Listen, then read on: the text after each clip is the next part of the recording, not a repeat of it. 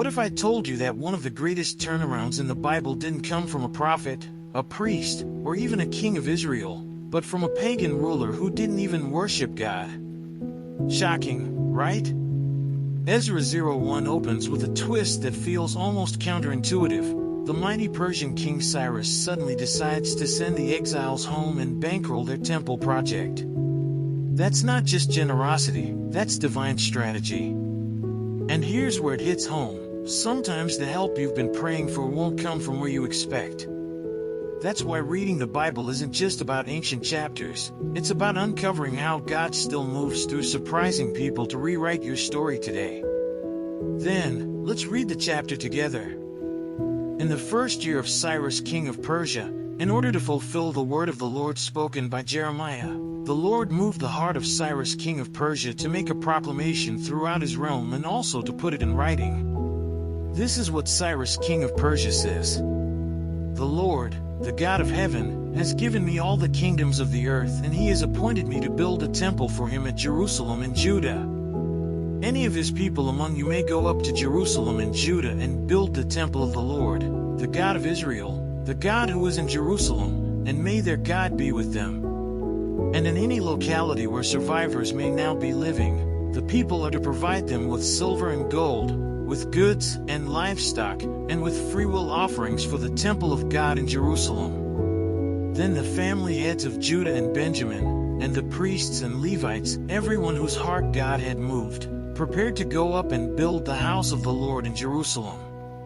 All their neighbors assisted them with articles of silver and gold, with goods and livestock, and with valuable gifts, in addition to all the freewill offerings. Moreover, King Cyrus brought out the articles belonging to the temple of the Lord, which Nebuchadnezzar had carried away from Jerusalem and had placed in the temple of his God. Cyrus, king of Persia, had them brought by Mithridath the treasurer, who counted them out to Sheshbazzar the prince of Judah. This was the inventory: 30 gold dishes, 1,000 silver dishes, 29 silver pans, 30 gold bowls, 410 matching silver bowls, and 1,000 other articles. In all, there were 5,400 articles of gold and of silver.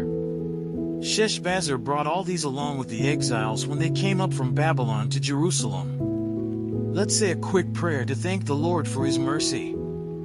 Father, thank you for opening my eyes today. Reading Ezra 01 reminded me that you move history, kings, and even the unexpected to fulfill your promises. I'm grateful for this knowledge, but more than knowing it, I want to live it. Help me trust that you're working behind the scenes in my everyday life, at home, at work, in the small and big decisions. Teach me to see my Cyrus moments and to walk with faith, not fear. Stay close, Lord, because without you I can't apply what I've learned. Amen. So, now the real question: if God could stir the heart of Cyrus to change the future of an entire nation, what could he be preparing in your life right now? Maybe the closed door you've been staring at isn't the end, it's just waiting for the right key in the right hand. The story of Ezra 01 reminds us that no power, no distance, no exile is strong enough to block what God has spoken. But here's the catch: you've got to read, you've got to explain, and you've got to live these Bible chapters so the Word reshapes how you see your world. Let me ask you, are you really ready to believe that God can use the unexpected to answer your prayers? Or do you still put limits on Him? Think about it, your Cyrus could be closer than you realize, and if you miss it, you might miss the very miracle God lined up for you. Don't just treat these truths as history lessons, treat them as action steps. Pick up your Bible, start with Ezra 01, and let those words remind you that God has a bigger script than the one you're worried about. Now, before you go, let's make a deal: you don't stop here. Subscribe to the channel, turn on the notifications, and stay with me as we keep diving deeper into these hidden treasures of Scripture. Because trust me, the next chapters we're going to read and explain will shake your understanding even more. So, are you in? And, as always, don't forget to check the last video and learn more about the Scriptures.